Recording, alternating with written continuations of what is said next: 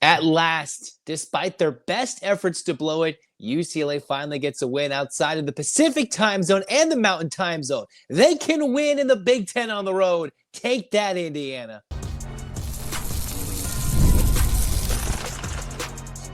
You are Locked On UCLA, your daily podcast on the UCLA Bruins. Part of the Locked On Podcast Network, your team every day. Welcome, everybody, to this edition of the Locked On UCLA podcast. I'm your host, Zach Anderson-Yoxsimer. Thanks for making this show your first listen each and every day. It's free wherever you get your podcast, and it's available on YouTube. Like, comment, subscribe. Thanks for your support. This episode is brought to you by FanDuel. New FanDuel customers can get $150 in bonus bets if your first $5 bet wins. And where we get started today, we're talking UCLA getting a big win over Indiana. Would have been a horrible win considering the circumstances. Indiana is currently sitting out of the tournament. Despite the Hoosiers' big win against Michigan State the other night, UCLA on the road led the majority of this game and let the Hoosiers slip back in it. Of course, there was the bad elbow from Mack that came after he was fouled, and one of those you get elbowed in the face that gives the other team 2 free throws in the ball. UCLA missed some free throws late, got Indiana within 2 or 3 chances to tie the game, right? Indiana had 2 chances to look at a game-tying bucket, and then Mackenzie Mbako, who missed a wide-open guy underneath the hoop for Indiana to tie it, and then missed a wide-open 3 to win it. UCLA escaped this game 72-68, where it was 70-68, where Indiana had a chance to tie or take the lead at least 3 or 4 times. Not the game you want to finish the way how UCLA played the majority of this one. Outshot Indiana from the field. UCLA in the second half turned the ball over 9 times. 9 times in the second half. After a 2-turnover first half, UCLA turned it over 9 times, and Indiana turned that into 16 points off turnovers. So a much sloppier second half. Worse defense in the second half as Indiana shot a little bit better from 3, much better from the floor, and almost scored 50 second half points in a game where UCLA won the rebounding battle. It was even points in the paint and led this game for almost 35 minutes. But the big thing is UCLA needed this win. They needed one of 2, right? They needed to either win the Illinois game or the Indiana game. But I think it's fair enough to say that UCLA going to Illinois was somewhat expected, or it's a reasonable loss for UCLA to lose to Illinois. They almost did to Illinois what Indiana almost did to UCLA, right? Those 2 teams, last-second comebacks to make it close, where the game seemed decided, and then the Bruins almost stole it from the Fighting Illini, and Indiana almost did the same thing. In the end, the better team, over the course of 40 minutes, won the game for UCLA, who looks, I think, a little bit better.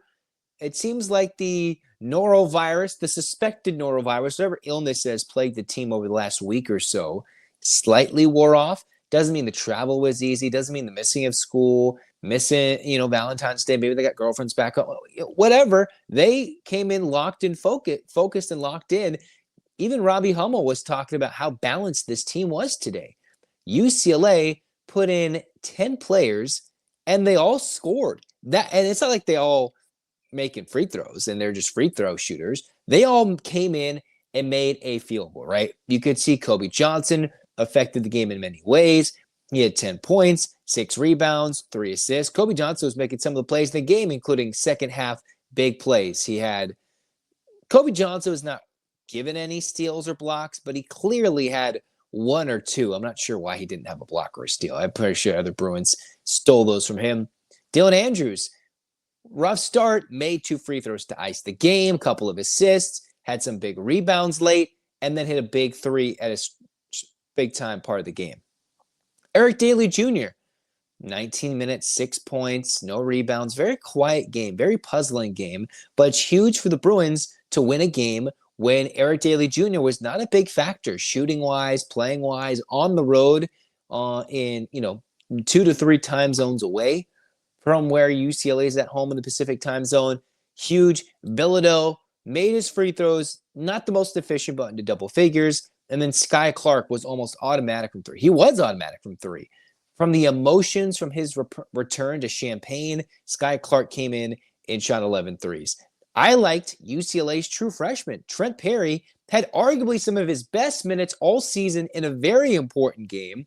And UCLA let him run. Mick Cronin let the kid run for 15 minutes, and he competed, drawing offensive fouls. He hit a big couple of threes and a couple of shots. And then we saw Stefanovic make some buckets. Sebastian Mack got there, but it was his elbow, his errant elbow, that almost cost UCLA this game when he was going to shoot 1-on-1 free throws, and then Indiana gets 2 points and the ball with none of the clock coming off. UCLA getting 0 points. Almost cost them this game. That play single-handedly, when UCLA was a little over a minute remaining, an elbow that led to a flagrant or a dead ball technical on the ball. I don't want those games. There's so many of these games where it's like a 5-point game, 7-point game that are just decided by the teams who have been leading. And then you just reward teams, I think, for being in the wrong spot. Taking an elbow in the face should not mean a team gets to come back and have a chance to win the game because they took an elbow in the face that was a bit errant. I think there's got to be a way to fix the rule to where they should not be rewarded for fouling the guy, and because he twitches his arm, he elbows, right? That shouldn't be the case. At most, maybe you wipe off the free throws for both sides. You just give them the ball. I don't really know what the right process is, but you can't just give them. Of course, that's what they're trying to wipe away. They don't want the elbows. They want to get that elbow to the head out of the game, right? The old school swing your arms through to hit the guy in the face. You can't do that anymore. Whether it's an errant elbow behind your back from the dude who's grabbing you from behind, ripping your arm, and you still elbow him in the face. Yeah, that's a technical. And, anytime an elbow makes connection with the face and then leads to your face getting hit, your jaw, it shouldn't lead to a last-second comeback. But it almost did. Indiana played much better in the second half. They played with more pace. But the Bruins led this one. It was a fun game, I think, for 37 minutes for UCLA, where they're like, all right, Indiana's within 5. The Bruins will hit a couple of buckets. That was fun to see the Bruins respond quite a bit offensively. Then the last few minutes got a little chaotic. UCLA did turn it over a couple of times, lost rebounding battles, and they're lucky Indiana was not shooting the ball well, right? Goody was only 2 of 9 from 3. Mbako was 2 of 9 from 3. Those two, 4 of 18, cost Indiana a chance at maybe getting themselves back into a bubble situation. They're on the edge of the bubble, if not looking outside. They wanted to sneak in and maybe be a last 4 in with a win against Michigan State and then maybe a home win against UCLA. Unfortunately, I don't think that does that much with UCLA beating Indiana. Huge wins for the Bruins, though. 1-on-1 road trip proves to the rest of the selection committee, who was about to reveal the top 16 seeds, that UCLA is deserving of staying high, right? Joe Lunardi kept the Bruins as a 6th seed, and we'll talk more about why that's important next on Locked On UCLA.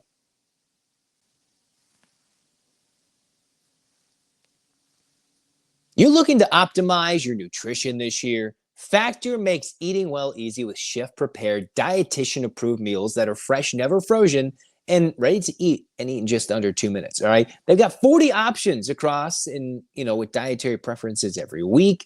You can customize your meals to fit your lifestyle. It's Calorie Smart, Protein Plus, and more. Factor meals, they even offer wholesome smoothies, breakfast, all that to get you to go grab-and-go snacks and stay fueled all day. I've had my own Factor meals. They're wonderful. I'm sitting there like, oh, that's good.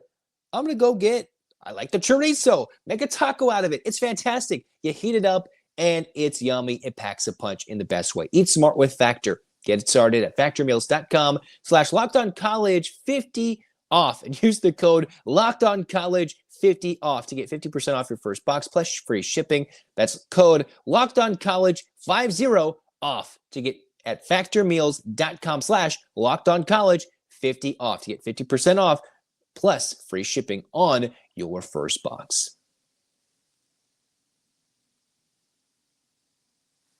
All right, here we go. UCLA gets a huge win against Indiana. That means UCLA's won 8 of their last 9 games. They won this 72-68. As much as the Hoosiers had a chance to win this game, they missed 7 of their last 8 shots. All that came because of some free throws, a Sebastian Mack elbow, and UCLA led for 35 minutes of the game. I don't like how the game closed. UCLA didn't make a field goal in the last 2:26. Some of that was due to fouls. Some of that was UCLA turning it over. I don't necessarily like some of that. UCLA still asserted what they wanted to do. They asserted their dominance. For the Bruins, I'm not sure why Diamara didn't get more than 13 minutes. Maybe he's still working his way back from the illness, from the flu, from the norovirus. He looked very impressive. 8 points, 5 rebounds, couple of assists in 13 minutes. You mix in a Diamara's couple of blocks, and a very impactful run in the first half where UCLA was able to use him, where he was ineffective as it gets against Illinois, because Mick Cronin said after that game, he was still ill, still under the weather, recovering from what the rest of the Bruins were dealing with the norovirus. UCLA displayed how balanced they are. They can have 10 guys come in, contribute offensively, contribute in the rebounding. UCLA had 10 guys score. They had 9 guys grab rebounds. UCLA had 6 separate guys with 2 or more assists. Of the 16 assists dished out by UCLA as a team, 16 assists on 26 made field goals. The UCLA Bruins share the ball. It's not like one guy is dishing it out. Every single guy is dishing it out. Every guy was making shots, and that's what Mick Cronin designed for this team, which can be tough when you want that late game star to come in and dominate, or as I've tried to say, Eric Daly Jr., when he has rougher games. UCLA can still win when that's not the case. Bilodeau, high volume of shots after a spectacular three-point shooting display in Champaign. Not the same tonight. Only took 2 threes after a career high 7 against the Fighting Illini. This time, Bilodeau hit his free throws. UCLA and Indiana made the same amount of free throws and the same amount of attempts. And overall, the Bruins played much better, more efficient offense. And after a clinic of shooting at Illinois in the second half, the Bruins kept that red-hot shooting in Indiana. First ever game at Assembly Hall. Check mark with the UCLA Bruin win. All right. I love seeing the Bruin red and the Bruin blue against the Hoosier red. The blue versus red. That was just beautiful. It was perfect visually on TV. And why haven't we done that before? Maybe because as we see with the records, UCLA is 0-5 this season in the Central/Eastern time zones. They had been 0-5. Games like Rutgers, potentially Maryland, losing against North Carolina at Madison Square Garden where you led by 16. This loss, if they had lost to Indiana, would have been arguably worse than that North Carolina loss. And I think Indiana is better than North Carolina, although they can be hit or miss. North Carolina might sneak in the tournament. But losing to Indiana when they controlled this game for 35 minutes would have been just devastating. Absolutely devastating if they couldn't bring this one home for a UCLA win. Now, I loved how UCLA got some freshman love from Trent Perry. He came in and played great. Sky Clark brought the emotions back after he was playing former Illinois teammates, playing with Indiana, with Goody out there. And then you mix in him coming back from the Illinois game. UCLA bounced back quite well. And I'm proud of what this team was able to do with what they dealt with, the emotions of 2 energetic fan bases in basketball arenas like Illinois and Indiana.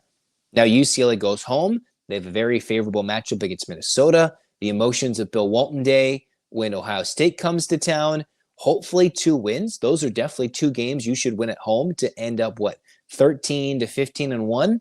And then UCLA goes and plays Purdue on the road, which will be another tough battle with the Big Ten standings kind of clumping up a bit. With UCLA's loss to Illinois, Maryland was able to creep up the standings because they didn't lose to Nebraska. So UCLA is in danger of falling to that number 5 seed, which means UCLA would have to play 4 games if they go all the distance in the Big Ten tournament. You want to be a top 4 seed, get a double bye.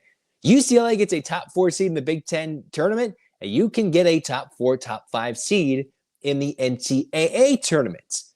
Currently, they're a 6 seed. Joe Lunardi has them as a 6 seed playing in the West region in Denver. If UCLA is a top 6 seed playing on the West Coast or the western part of the U.S., right, whether that be Seattle or in Denver, those are the 2 places UCLA needs to play in the first round and then play in the West region in San Francisco. Then UCLA, regardless of seed, regardless of matchup, I trust that a lot more because the less they have to travel, the more they can prepare on matchups in the NCAA tournament, and the less they have to deal with rest and recovery, then I believe UCLA can go on a run. When did UCLA go on a run in the Final Four, first 4 to Final Four? Yeah, it was in the state of Indiana, but they also didn't have to travel for 3 weeks. yeah, COVID bubble and testing and all that was a big part of it in 2021. UCLA didn't have to travel. And if they don't have to travel in the NCAA tournament, that will make a that will lead to more opportunity for UCLA getting to the Final Four. Now, teams, they travel all the time to the NCAA tournament, but no teams and many teams are going to learn the toll that will be taken on these new super conferences, especially the Big Ten that spans from California to the East Coast, the ACC that spans from Northern California to Boston College to Syracuse. How are those teams that go all the way west, or for UCLA, USC, Washington, Oregon, that have repeatedly gone to the East Coast a couple of times in wacky scheduling formats, how is that going to take its toll for UCLA overall? Well, the more you win, the more I would say it's impressive with what UCLA's done. All right, you look at some of the losses on the road, you're like, okay, who is out? Well, Eric Daly Jr. was out against Nebraska, and he was hurt against North Carolina. They led that game. They choked it, all right, in New York. All right, fair enough. UCLA, when on the west side, have been able to win, and the only time they lost for the most part was when they lost to Michigan, Big Ten leader, or New Mexico, a tournament team before UCLA had figured themselves out. Forgivable losses for the most part, and as I try to look at UCLA's quad one wins, we're going to talk about that next on Locked On UCLA and what this win stands as for a resume stacker for the rest of the teams battling for top 4, top 5, top 6 seeds in the NCAA tournament. Next.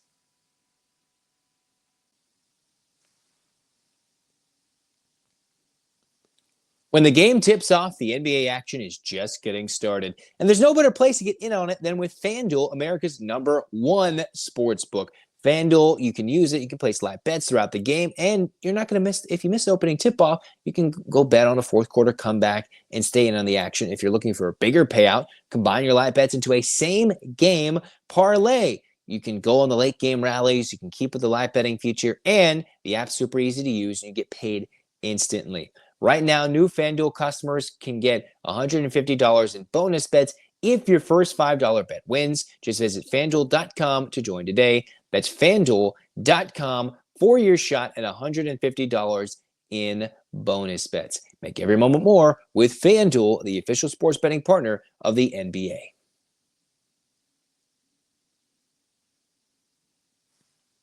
All righty, here we go. Final segment of the Locked On UCLA podcast, and this one reacting to the Indiana victory. How important was that Indiana victory? Well, UCLA is currently in a stretch from this week, the Illinois game, dating to the end of their next road trip when they go to Northwestern.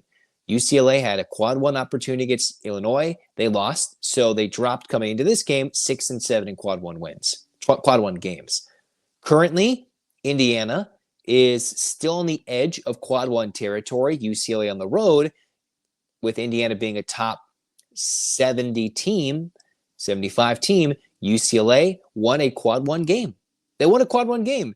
UCLA now is 7-7 in quad one games. And because North Carolina's net is so high, even with them on the edge of tournament territory, UCLA's neutral site loss to North Carolina is only a quad one loss. So the Bruins, you bring in their record, they are 19-7. They are 10-5 in Big Ten play. Hopefully Maryland loses, and then UCLA can get back into the top 4 seed contention, as they still are, for a Big Ten tournament berth. So UCLA, of their 19 wins, 7 of which have come in quad one. 4 of them have come into quad 4.